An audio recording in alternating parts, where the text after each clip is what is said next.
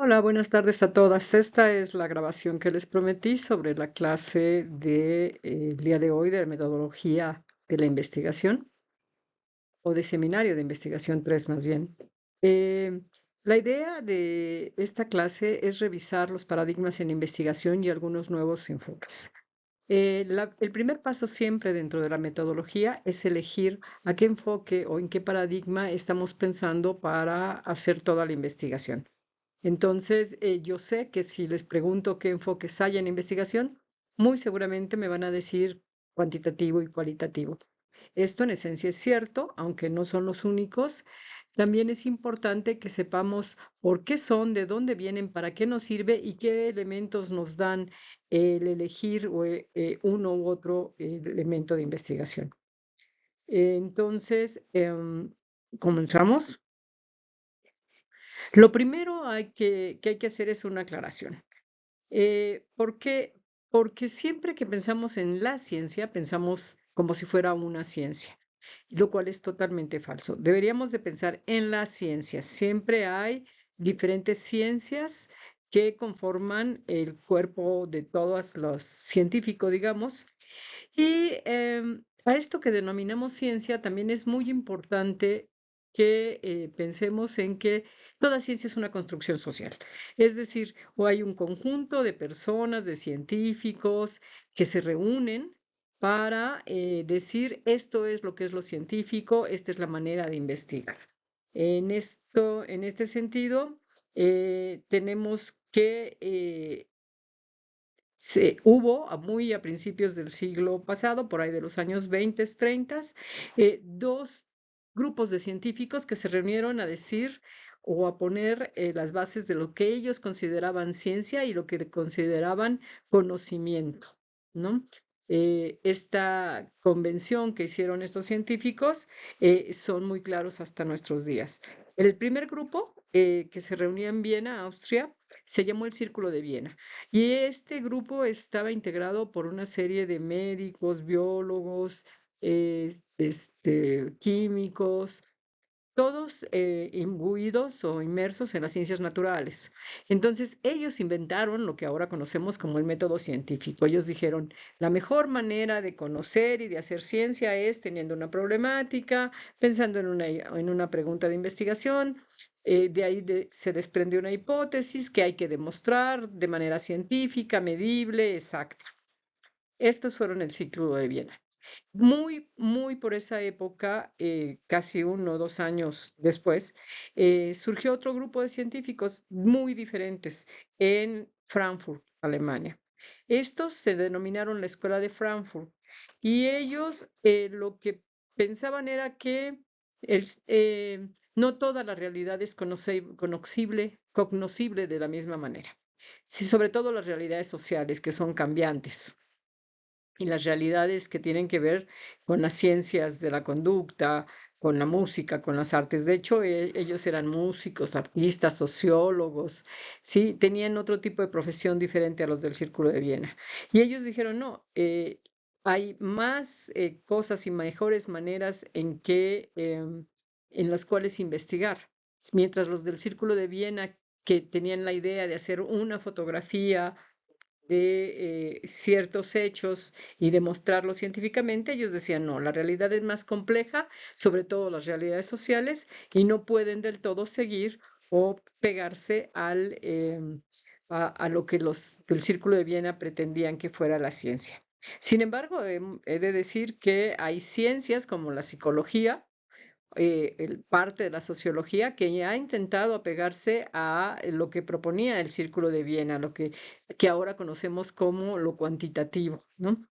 Han intentado medir el amor, medir cosas que aparentemente son inmedibles. Entonces, se puede, sin embargo, para los de la Escuela de Frankfurt, esta manera de medir la realidad social que es tan compleja no es del todo correcta. Bueno, de aquí surge la idea del paradigma, ¿no? ¿Y qué es un paradigma? Como vemos en la diapositiva, dice que es un conjunto de teorías o una teoría cuyo núcleo central se acepta sin cuestionar. Esto es, una vez que surge un paradigma en el conocimiento, se cree que esa es la realidad. muchas veces hemos visto paradigmas que se han roto, como por ejemplo la teoría de la relatividad, ¿no? Que vino a romper con algunas de las teorías expuestas por Newton. Como sabemos, o les recuerdo, la teoría de la relatividad la, este, la expuso Einstein. Y así tenemos ideas paradigmáticas que se han perpetuado a lo largo de mucho tiempo.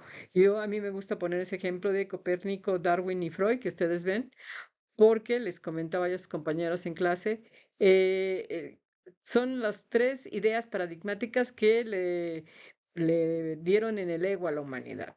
¿Por qué? Porque al principio los primeros científicos pensaban que la Tierra estaba en el centro del universo y que todo el universo giraba a su alrededor. Y Copérnico vino y con sus estudios astronómicos dijo, no, esto no es cierto. El Sol es el centro del universo y la Tierra es un planeta más que gira a su alrededor. Entonces, pues ahí la humanidad se dio cuenta que no somos el centro del universo. Es un golpe a su ego. Pero decían, bueno, no somos el centro del universo, pero somos hechos por Dios, somos únicos, estamos creados a la imagen y semejanza de Dios. Y entonces vino Darwin con su idea paradigmática que dice que no nos ha hecho Dios, no somos hechos a imagen y semejanza de Dios, sino somos productos de una evolución de las especies, ¿no? Entonces, bueno, se puede considerar que es la segunda vez que le dan un golpe en el ego de la humanidad. Y entonces la humanidad dijo, bueno, ok, no somos el centro del universo, no estamos hechos por Dios, pero somos el único animal racional. Esto es, lo que hacemos es consciente. Y entonces vino Freud y nos dijo, no, ¿sabes qué? El 90% de las cosas que tú haces son inconscientes. Entonces, por eso se piensa que estos tres autores le han dado un golpe al ego de la humanidad. Pero bueno, son ideas paradigmáticas que no se han cuestionado hasta la fecha y que siguen vigentes. Cada paradigma o cada idea de cómo hacer ciencia eh, es muy importante porque de este paradigma científico se pueden definir los métodos y las técnicas que usamos en la investigación. Entonces, vamos a revisar un poquito de qué se trata. Esta idea de los paradigmas las llevó a cabo un hombre llamado Kuhn. Él habla de que son realizaciones científicas que son reconocidas por cierto tiempo, que proporcionan un modelo o una manera de resolver los problemas en cierta comunidad científica. Como yo ya les decía, un paradigma es el que planteó el Círculo de Viena, que nosotros le llamamos cuantitativo, pero que tiene otros nombres, lo vamos a ver. Y otro paradigma es el que planteó la Escuela de Frankfurt, que le llamamos ahora cualitativo, pero que también tiene otros nombres. Esta idea de Kuhn a veces fue criticada porque él pensaba los paradigmas o los planteó como un paradigma existe y no puede haber otros. Se ha visto que no, que un paradigma convive con otros paradigmas. No podemos creer en un solo paradigma. Finalmente, el paradigma es solamente una ruta que nos dice cómo hacer investigación y hay muchas, así como al principio dije que no es la ciencia, sino las ciencias, igual hay varios paradigmas. ¿Cómo vienen estos paradigmas que conocemos hasta nuestros días? Uno es el paradigma positivista, ajá, que es el que conocemos como cuantitativo, y otro es el paradigma interpretativo. ¿De dónde vienen? De dos palabras. Se dice que uno de ellos, el paradigma positivista o cuantitativo, lo que busca es el eclairing o eclairing. Este eclairing viene de la tradición de Galileo, que fue de los primeros que empezaron a plantear un método científico antes del Círculo de Viena, y que decía, lo que busca la ciencia es explicar las cosas. ¿Cómo? A través de realizar algún experimento. Esto es, el empirismo tiene que ver con esta idea de querer demostrar las cosas haciendo, ¿no? Algo. Y buscando datos positivos que nos expliquen las realidades. Por eso también se le llama positivismo. ¿Desde qué? Desde los cánones de la ciencia. Por ahí también se le llamó funcionalismo, ¿no? Y esto era lo que rescata y sistematiza el Círculo de Viena. El otro paradigma, el interpretativo, se lleva más o se ha asociado más con la palabra Wegstehen. Wegstehen es comprender. Entonces ellos dicen, no se trata solo de explicar los fenómenos, hay que comprender por qué pasan. Viene más de una concepción aristotélica, porque Aristóteles buscaba el fin último de todas las cosas, esto es, cómo es que se dan las cosas, en qué momento hay una dialéctica. Hegel y Marx plantean una dialéctica, una posición donde la ciencia tiene que ver con la realidad con la ciencia en un intercambio. Así que, ¿por qué? Porque se dice, y de acuerdo también con Marx y Hegel, que el objeto de estudio no es algo estancado, algo fijo que uno pueda explicar y medir, sino es un sujeto siempre sociohistórico que se desarrolla en un contexto específico y que es cambiante. Por lo tanto, tiene que estudiarse críticamente. El círculo, la escuela de Frankfurt partía de esta teoría crítica. Estos grandes marcos o referencias son los enfoques con los que ahora investigamos, ¿sí? Como ya vimos, el paradigma es aquello que es común a un grupo de científicos y de ambas escuelas se ven estos tipos de paradigma que ya venían desde antes y que juntaron las ideas de otros científicos, ¿no? O sea, no todo empezó con el Círculo de Viena y la Escuela de Frankfurt, desde antes ya ellos retomaron cosas de otros científicos de siglos anteriores, pero han recibido muchos nombres. Entonces, cuando hablemos de cuantitativo, estamos hablando de algo que se llama, que también en un tiempo se llamó empirismo, objetivismo en otro tiempo, positivismo le han llamado, neopositivismo le han llamado, y más recientemente enfoque empírico analítico. Todos estos nombres que vemos aquí, empirista, objetivista, positivista, neopositivista, empírico analítico, son para nombrar al mismo enfoque, que es lo que conocemos como enfoque cuantitativo. Particularmente a mí me gusta más decirle empírico analítico, porque creo que refleja más de qué se trata, de hacer algo empíricamente, algún experimento y analizarlo, ¿no? Para explicar, como decíamos en la lámina anterior. Por otro lado, el otro enfoque, el cualitativo, también ha recibido muchos nombres a lo largo de la historia. En un tiempo se le dijo humanista o subjetivista, porque esto de los datos subjetivos, interpretativo o histórico hermenéutico, que es lo que me gusta más. Histórico es porque tiene un contexto histórico y hermenéutico es la técnica para el significado que tiene para este contexto histórico. Y o cualitativo. Tanto el enfoque cuantitativo como el cualitativo tiene que responder a tres preguntas. A la ontología, que es cuál es la naturaleza de lo que se quiere estudiar; a la epistemología, que es cuáles son las bases del conocimiento que se está estudiando; y la metodología, que es cómo se puede conocer o investigar. Vamos a ver de cada uno de los paradigmas la respuesta a estas tres preguntas. Bueno, el enfoque, perdón, la pregunta sobre la naturaleza de la realidad a investigar, que se le llama ontología, ese es lo que significa ontología, eh, eh, se ve diferente desde uno de otro enfoque. En el enfoque empirista o positivista o empírico analítico que yo les decía, ellos piensan que la realidad se puede conocer y a través de ella se pueden conocer las cosas tal como son. La realidad está allá afuera y el investigador solo las registra. La realidad es totalmente cognoscible siempre y cuando observemos y registremos los hechos de la realidad y la vamos a conocer. En algún momento a esto se le llamó realismo ingenuo. Ellos pensaban que la realidad se podía conocer así, pero se ha demostrado entre ellos mismos hubo críticas y dijeron, no, es que no podemos conocer la realidad tal cual porque la realidad es cambiante. Podemos conocer lo más probable en un momento específico y a ellos mismos le llamaron realismo ingenuo. Pero bueno, ellos dicen que la realidad social es real y conocible, aunque entonces de modo imperfecto y probabilístico. Y en el caso de las realidades de las ciencias naturales, ahí sí la realidad es exacta como ellos lo han descrito. Esto funciona para la física, para la matemática, ¿no? Pero no para las ciencias sociales. Aunque ellos siempre, siempre se van a guiar por el método científico tratando de describir la realidad. Por el otro lado, el enfoque cualitativo o interpretativo piensa que eh, la ciencia nos proporciona diferentes versiones de la realidad. Por eso habla de la ciencia y ellos dicen, no hay una sola realidad.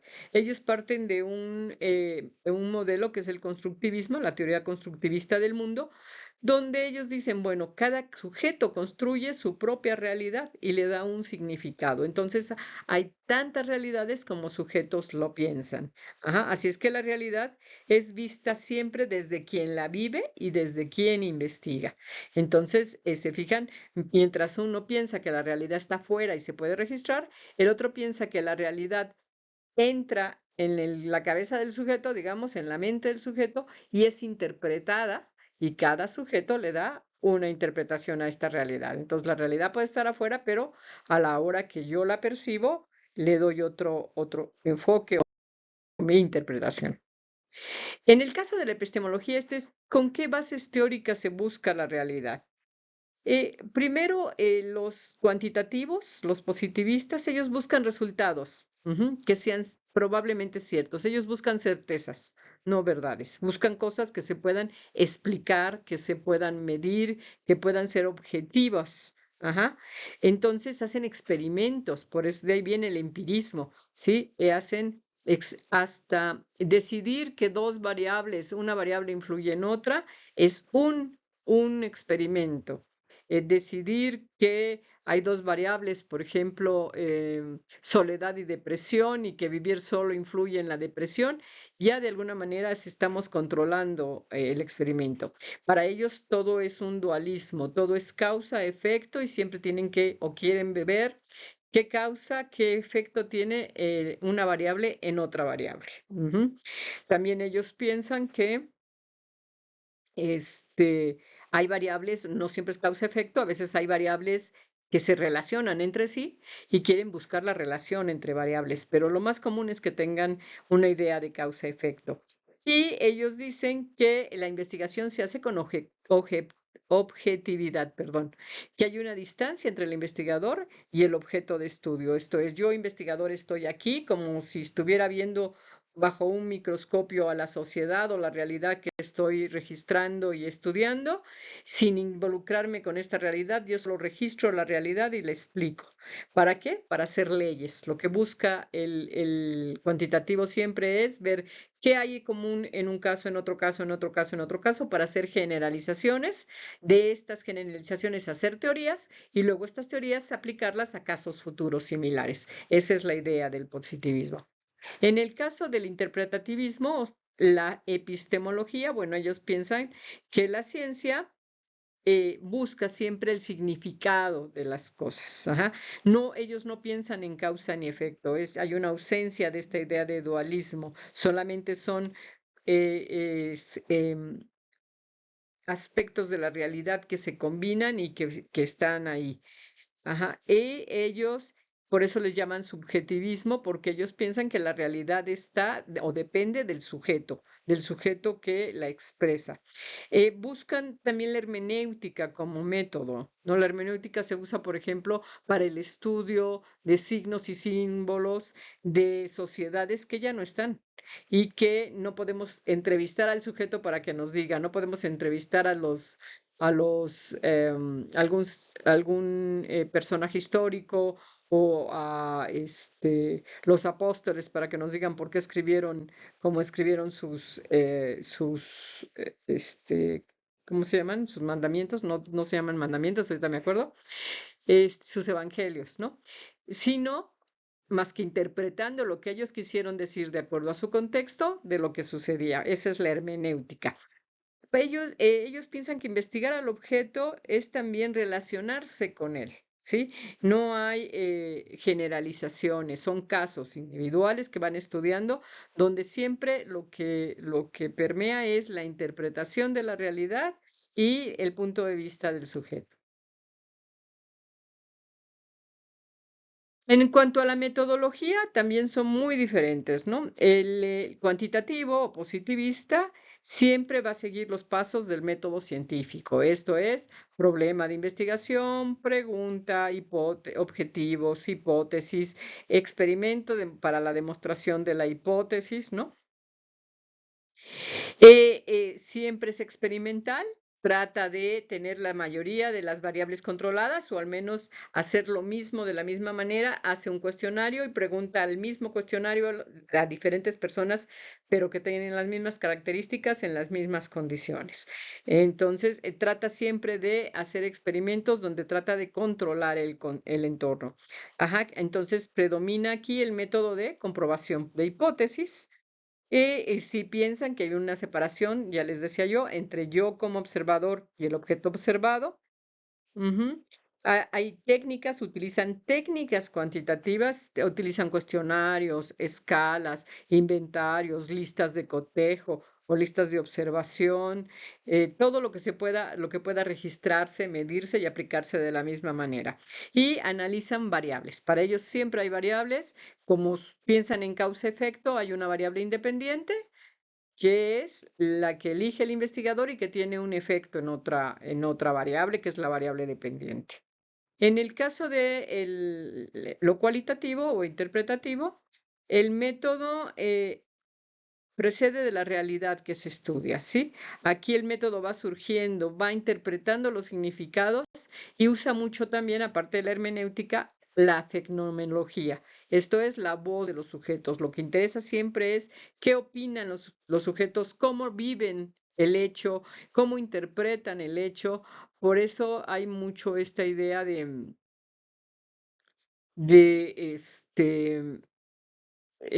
¿cómo se llama? De eh, que sea siempre la voz del sujeto y de respetar lo que para el sujeto significa lo que nos está viviendo o lo que nos está narrando. O cuando analiza algunos documentos, también utiliza siempre respetando el contexto en el que fueron escritos y por quiénes fueron escritos, ¿no? Para documentos utiliza la hermenéutica, para entrevistar personas utiliza la fenomenología. Sus técnicas cualitativas son, por supuesto, la entrevista. Hay entrevistas abiertas, semiestructuradas, en profundidad. Hay grupos focales, hay historia de vida, testimonio. Son las técnicas que más aplica. Y el análisis cualitativo es un análisis por casos. No analiza variables, sino casos, ¿no? Personas o casos que va encontrando. Siempre ha habido un debate histórico en cuanto a cuál de las dos paradigmas es el mejor. Si yo les preguntaría, a lo mejor ustedes me dirían que ambos son buenos. ¿Por qué? Porque ven distintas cosas, se utilizan para distintas cosas y son complementarios. Eso ahora, que ahorita nos suena muy lógico, hubo un tiempo en que no era así. Había un pleito entre cuantitativos y cualitativos y los cuantitativos decían que lo que hacían los cualitativos no es ciencia y los cualitativos criticaban a los cuantitativos porque decían que ellos nada más registraban una parte de la realidad y no toda la complejidad. Ajá, y después de décadas de estarse peleando desde los años 60, 70, 80, todavía 90, ahora en este nuevo siglo empieza a haber la idea de que son complementarias, de que puede haber investigaciones mixtas combinando las metodologías de investigación de ambos enfoques. En cuanto al diseño de investigación, lo que hacemos, digamos que el cuantitativo y el cualitativo tienen que ver mucho con cómo diseñan las investigaciones. En el caso del cuantitativo, las investigaciones son muy estructuradas. Esto es, parten de una buena pregunta, ya lo vimos, la metodología sigue la metodología científica, la hipótesis, la muestra, el instrumento, la aplicación, todo de la misma manera, ¿no? Hasta la interpretación de los resultados. Entonces, ¿para qué? Para hacer, todo está tan controlado que lo que ellos buscan es que haya reproducción y generalización de los hallazgos y de los resultados. Esa es la parte más estructurada de los diseños cuantitativos. Hay otro tipo de diseños en investigación que son totalmente lo opuesto, son emergentes, un poco como lo que hacen los antropólogos, ¿no? Es de irte con tu cuadernito y con una idea muy general, ir viendo qué captas de una realidad de un pueblo, de una población, de una situación, y ir investigando conforme se te van presentando las cosas. Este es estudiar los eventos y los procesos con los que se conectan estos, si vas dejando que fluya la investigación sin una estructura o muy básica la estructura. Y esto requiere más investigación cualitativa. Entonces, entre uno y otro están los semiestructurados. Los psicólogos hacemos mucho eso, los gerontólogos también hacen mucho diseños semiestructurados. Esto es, diseños donde yo ya tengo una estructura, tengo una pregunta, tengo una idea, voy a hacer entrevistas, pero tengo un guión de entrevista, no tengo todo controlado, puedo ir cambiando cosas y modificando conforme voy avanzando, pero no tengo, porque no todo es tan rígido como el cuantitativo, pero tampoco está todo tan suelto como el emergente. Entonces, lo que se está haciendo ahora es crear estos diseños semiestructurados. Y estos diseños semiestructurados, bueno, requieren metodologías mixtas de enfoques, de métodos y de técnicas y de recolección de datos. Hay diseños donde, por ejemplo, son diseños donde se usa más de un método, se les dice diseños multimétodos, porque yo puedo usar cuestionario y entrevista o cuestionario y grupo focal, hacer una mezcla con las técnicas, pero mi enfoque sigue siendo el mismo, cuantitativo. O mi enfoque sigue siendo el mismo, cualitativo. No cambio el enfoque, pero puedo cambiar algunas técnicas, ¿no? O al revés, puedo tener los dos enfoques, cualitativo y cuantitativo, y estoy combinando varias realidades. ¿Cuál es la ventaja de las metodologías mixtas? Pues que se complementan maravillosamente, se adaptan a la naturaleza de cada pregunta planteada, nos dan más que un retrato, acuérdense del principio, explicar y comprender, nos permiten explicar una situación, pero comprender por qué pasa. Entonces, son más ricas las entrevistas mixtas porque no nos dan solo una parte de la realidad, sino al menos más variables, son un poco más complejas. A cada rato en los últimos tiempos se usan o se eligen estos métodos. ¿Cómo los elige el investigador? Dependiendo de qué quiera, ¿no? Cada enfoque explica una parte de la realidad y el investigador decide qué quiere explicar. Se han utilizado, por ejemplo, métodos cualitativos y cuantitativos para profundizar, ¿no? Yo puedo tener una encuesta y a partir de la encuesta después profundizar en un estudio haciendo entrevistas a unos cuantos. O al revés, a partir de varias entrevistas puedo llegar a conclusiones para después utilizar una herramienta cuantitativa. Y bueno, finalmente, en estas dos últimas láminas vamos a hablar un poco de los nuevos enfoques epistemológicos. Ha habido un cambio en los enfoques, sobre todo en América Latina, ¿no? ¿Por qué? Porque en América Latina se ha pensado, y a lo mejor no están errados, en que toda la investigación que se ha hecho hasta el momento tiene que ver con el norte. Tiene que ver, lo han hecho en Estados Unidos, se ha hecho en Europa, en Francia, el método mismo científico, ambos enfoques cualitativo y cuantitativo nacieron en el centro de Europa y todo la investigación la hacemos como quieren en el norte que la hagamos, ¿no? Como ellos han impuesto, digamos. Y América Latina tiene algunas cosas con las que no está dispuesta a seguir. Ajá. Ellos estamos más dispuestos a ser críticos y a ver otras realidades. Somos países que fuimos conquistados, colonizados por los europeos y hay muchas cosas que se han negado de la parte de nuestros países. Esto consideran quienes están con estos nuevos enfoques y tratan de ver de forma más crítica a la ciencia y más adaptada a sus países y a sus condiciones. Estos tres enfoques o nuevos enfoques son tres, aquí se ven, el feminista, el ambientalista y las epistemologías del sur, que tienen que ver con el pensamiento decolonial. Vamos a ver rápidamente en la última lámina de qué se tratan estos giros epistemológicos que ha dado la ciencia.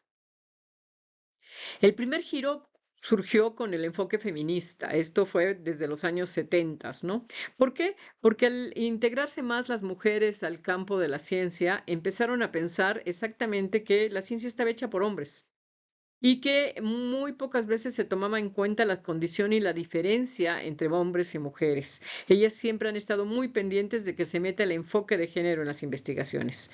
Esto yo les decía a sus compañeros, no es lo mismo jubilarse siendo hombre que siendo mujer. Entonces, una investigación de jubilación tendría que hacer la diferencia. No es lo mismo el nido vacío para los hombres que para las mujeres. No es lo mismo la cantidad de un programa de ejercicio para hombres que para mujeres. Siempre tendríamos que estar viendo estas diferencias de género, cómo lo viven las mujeres, cómo lo viven los hombres. Ellas son cuidadoras primarias, ellos casi no son cuidadores primarios, sí los hay, pero son muy pocos. Entonces siempre hay que tener esta perspectiva de género rescatada de estas cuestiones feministas. Con el tiempo, el enfoque feminista ha evolucionado, digamos, y se le han agregado otras cosas. Por ejemplo, aparte de las diferencias de género, ahora también se toman en cuenta la diferencia de raza, la diferencia de clase, no solo la diferencia de sexo. Y hay una reflexión más hacia las masculinidades, por ejemplo, o las diversidades sexuales, ¿no? Que son costumbres, no son costumbres, son, no les quiero decir variables, que, influyen y que hacen que de manera diferente se perciban las cosas. El otro giro epistemológico, bueno, no, antes de esto, la interseccionalidad, ese es lo último que se ha hecho con respecto a esto de raza y de género. ¿De qué se trata? Casi siempre lo entendemos mejor si sabemos cómo surgió. En Estados Unidos había una mujer negra que trabajaba en una empresa y la empresa abrió dos convocatorias, una para que contratar choferes y otra para contratar secretarias. Ella aplicó para ambas y encontró que no le podían dar la de choferes porque estaba pensada para hombres y no le podían dar la de secretaria porque estaba pensada para blancas. Entonces ella lo sintió como una doble discriminación y fue con un juez. Y el juez lo que le dijo fue, pues no, no es una doble discriminación, al contrario, tú tuviste dos oportunidades de participar. Esto enfureció a muchísima gente pero puso el enfoque en el punto medular. Hay veces que en una sola persona se interseccionan diferentes condiciones que pueden hacerla doble o triplemente vulnerable. Si vamos al ejemplo de los adultos mayores, una mujer adulta mayor puede ser pobre, adulta mayor, discapacitada, analfabeta, y todas estas cosas que se interseccionan en una sola persona la van haciendo más vulnerable. La idea entonces, con este giro en las investigaciones, es que tomemos en cuenta la interseccionalidad para analizar las situaciones de las personas.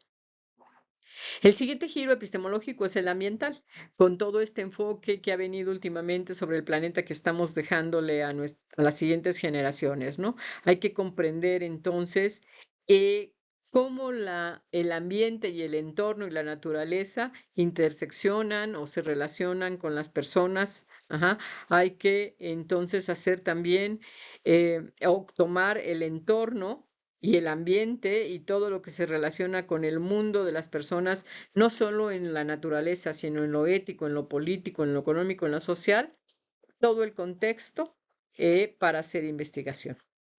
Y finalmente, las epistemologías del sur. El sur como una metáfora, ¿no? El sur como lo que se opone al norte. El sur como nosotros los colonizados y ellos los colonizadores, ¿no? ¿Por qué? Porque en todos estos años de hacer ciencia, quien defiende las epistemologías del sur, considera que se han minimizado muchas cosas de los países coloniales o colonizados. Y yo siempre pongo el ejemplo, lo que hacen ellos es arte, lo que hacen los países pobres o subdesarrollados es artesanía. Lo que hacen ellos es medicina, lo otro es alternativa o herbolaria o siempre minimizando los saberes de las personas.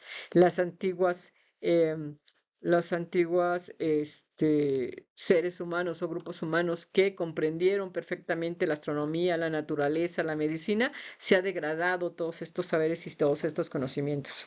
Lo que buscan las investigaciones que se apegan a las epistemologías del sur es rescatar precisamente esto, reflexionar sobre estos modos de pensar y estas nuevas formas de hacer ciencia, ¿no? Estaba hoy tomando un curso, nos estaban contando, por ejemplo, que en Sonora, dentro de una clínica del IMSS, se abrió un consultorio de una mujer que hace medicina tradicional para las personas. Entonces, pues sí, hay quien tiene fe o en ese tipo de conocimientos y le han funcionado, son cosas que se pueden aplaudir.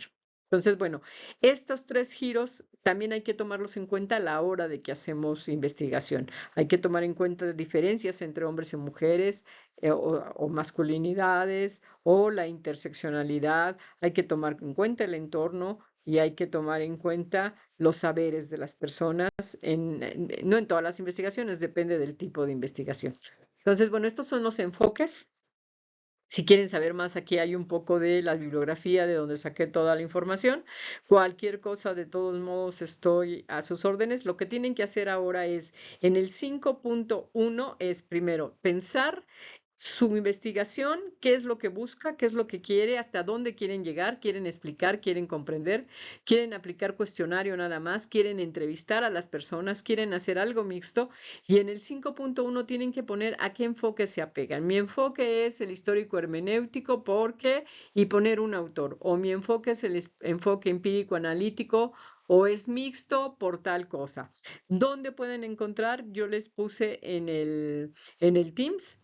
Les puse una carpeta que dice libros de metodología. Ahí hay un libro de Ortiz Ocaña que se llama Enfoques y Métodos. Ahí están bien explicados como para que puedan redactarlos. Sampieri también maneja tanto cuantitativa como cualitativa y los métodos mixtos y maneja definiciones. Entonces, en el 5.1 pongan a qué enfoque se apegan, en qué consiste ese enfoque de acuerdo con un autor y lo revisamos la siguiente vez. Eso es todo, espero que esta les haya servido. Si tienen alguna duda, por favor no duden. Ahora sí que si tienen una duda, no duden en consultármela, que yo se las agrandaré o se las responderé. Nos vemos el próximo jueves en la clase.